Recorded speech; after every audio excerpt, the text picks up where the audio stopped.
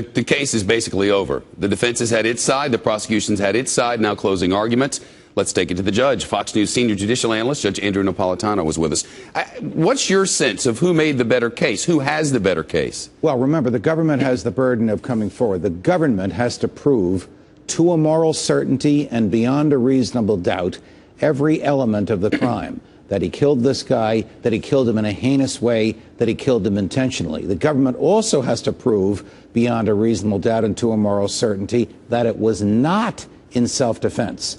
It is clear they didn't make any of those proofs. It's clear to you that they did. Clear did. to me. Judge Shep, in my life, I sat on that bench in New Jersey, not in Florida, many, many times and heard cases like this. It is the judge's job to stop a case where the government has insufficient evidence to prove it. You think the judge should have done that? Yes, I do. I think the prosecutors did the best they could with very limited evidence. I think it was a political prosecution. I think they were told to prosecute it because there was such a political reaction to the original judgment of the police not to prosecute.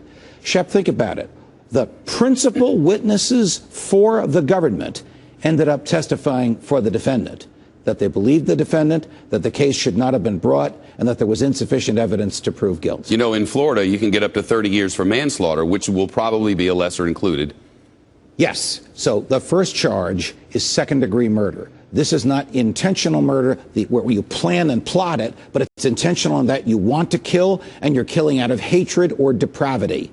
The next charge, that's 30 years to life. The next charge is manslaughter.